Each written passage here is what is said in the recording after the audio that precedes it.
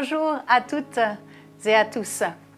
Il y a de la joie aujourd'hui sur le plateau de l'émission Exhortation. Je suis l'évangéliste Florence Biche, je suis mariée à Pascal et ensemble nous avons 4 enfants. Nous vivons sur Rouen, en Normandie, et je suis heureuse de partager ce temps avec vous. Le thème de mon message aujourd'hui, c'est sur la prière. Chaque jour est unique parce que c'est la majesté de Dieu. Chaque moment que nous passons est unique parce que nous sommes une personne unique. Un jour, j'ai rencontré une personne qui m'a parlé de ce livre, ce merveilleux livre qui est la parole de Dieu, la Sainte Bible. Et je vous encourage à la lire, vraiment, à avaler chaque morceau de cette parole parce que la parole de Dieu, c'est la vie. J'aimerais vous partager aujourd'hui non un verset particulier de la parole de Dieu, mais vous exhorter à prier et à prier davantage. Peut-être que vous traversez un temps en ce moment où vous avez du mal à ouvrir votre bouche et à prier. Mais finalement, qu'est-ce que prier? Eh bien, en toute honnêteté, je vous dirais que prier, c'est répandre son cœur. Prier, c'est dire ce que nous avons comme besoin et demander à Dieu afin que nous soyons plus heureux. C'est lui exposer lorsque nous avons une peine, lorsque nous avons été blessés.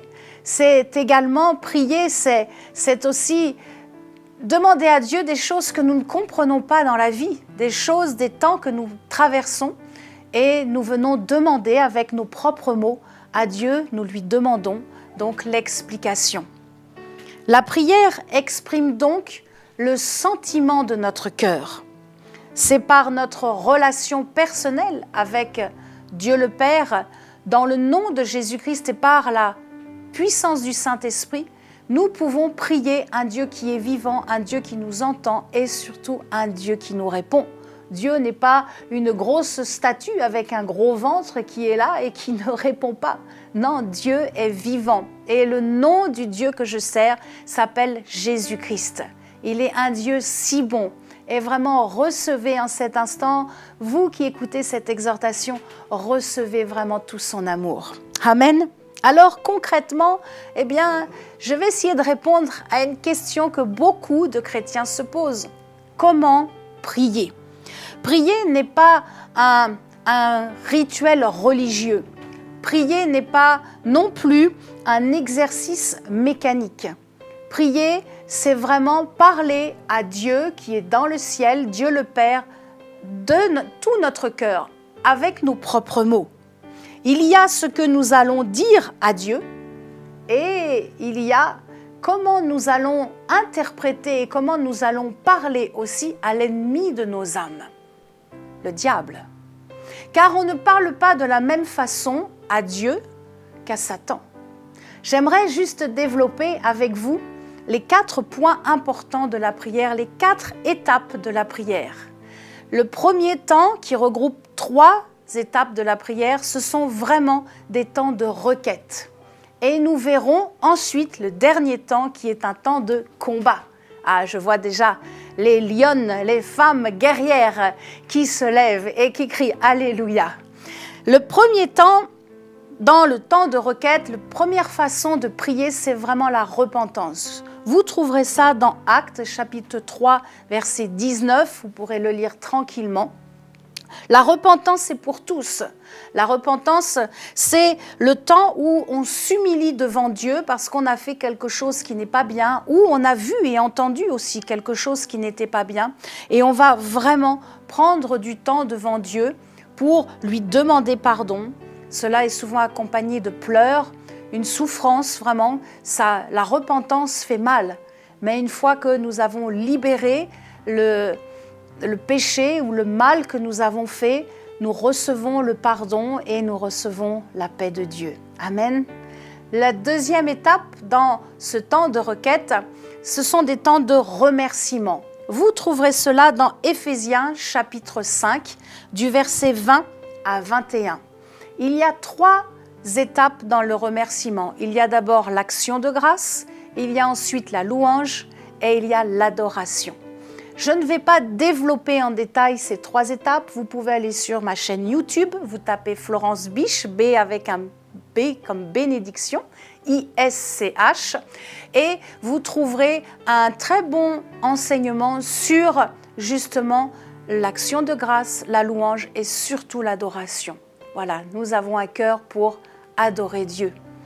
Le 3e étape dans ce temps de requête, c'est l'intercession. Vous trouverez ça dans 1 Pierre chapitre 5 verset 7. L'intercession est vraiment quelque chose de particulier car nous n'allons pas prier pour nous-mêmes. L'intercession, c'est pour les autres. Cela nous entraîne vraiment dans un temps de concentration où nous allons avoir des douleurs dans les entrailles, où nous allons vraiment pleurer toutes les larmes qu'il y a en nous. L'intercession est vraiment faite pour une situation particulière, mais surtout, nous intercédons pour les perdus, pour les autres, pour les membres de nos familles qui ne sont pas sauvés, ou des personnes que nous avons croisées qui sont dans des situations compliquées, qui passent par des temps douloureux, des temps d'épreuve, des temps de maladie. Ne minimisez pas vos intercessions. Elles sont précieuses, vraiment, devant le trône de Dieu.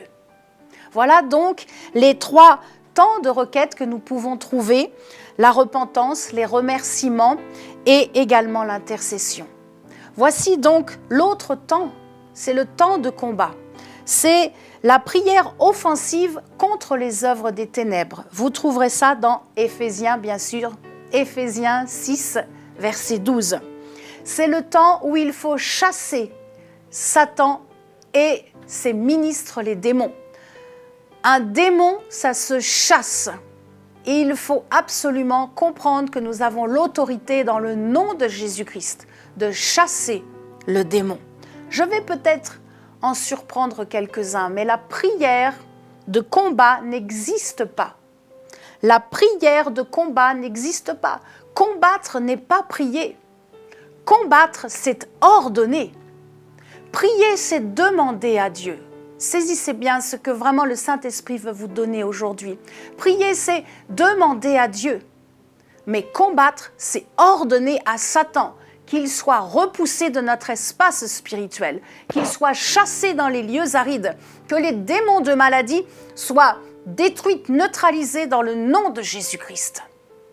Comprenez donc que, comme Paul a dit dans 2 Corinthiens chapitre 10, verset 4, « Car les armes avec lesquelles nous combattons ne sont pas charnelles.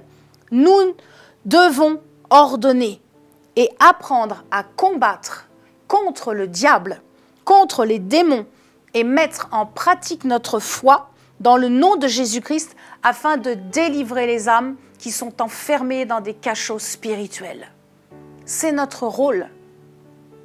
Ne croyez pas que cela est réservé qu'aux hommes et aux femmes de Dieu.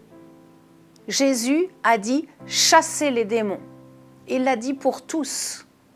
Et même si vous êtes un jeune converti, je prie vraiment en cet instant que vous fassiez l'expérience qu'au nom de Jésus-Christ, vous avez l'autorité et la foi pour chasser les démons.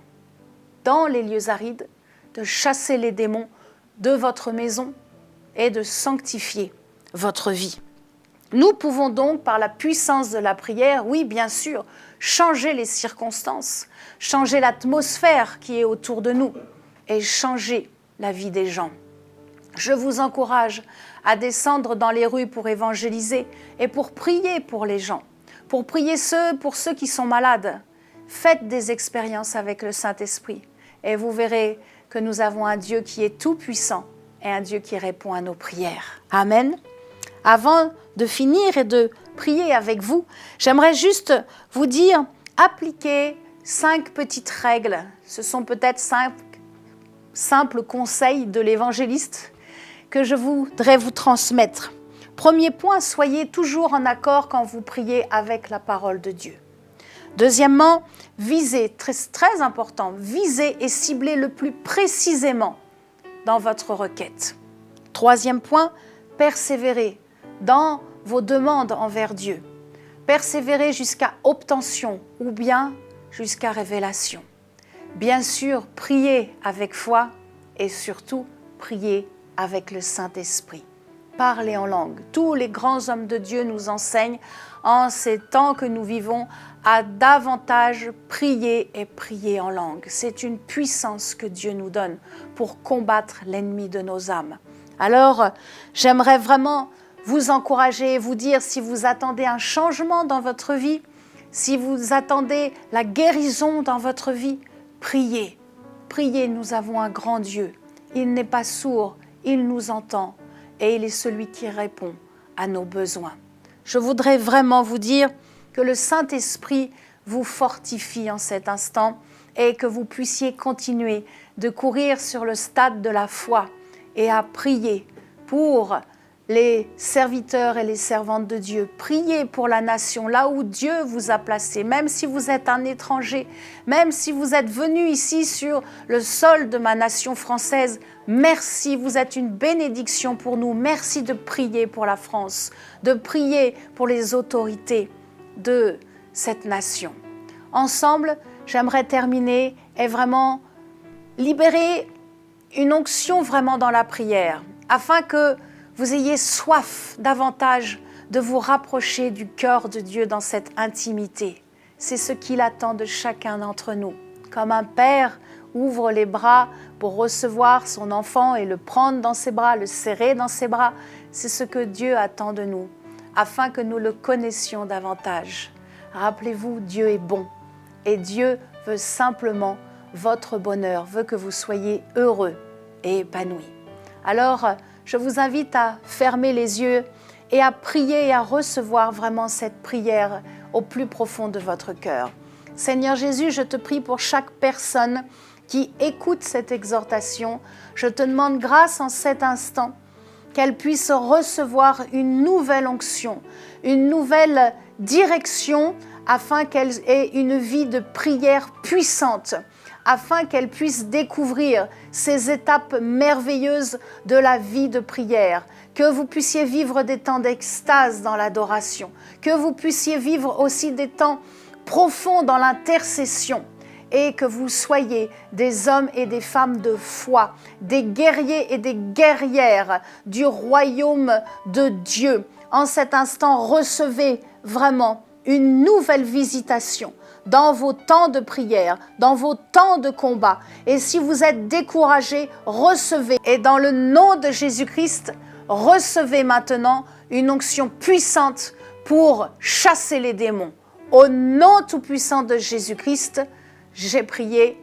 Amen, amen, amen. Que la paix et la grâce de Dieu vous soient multipliées.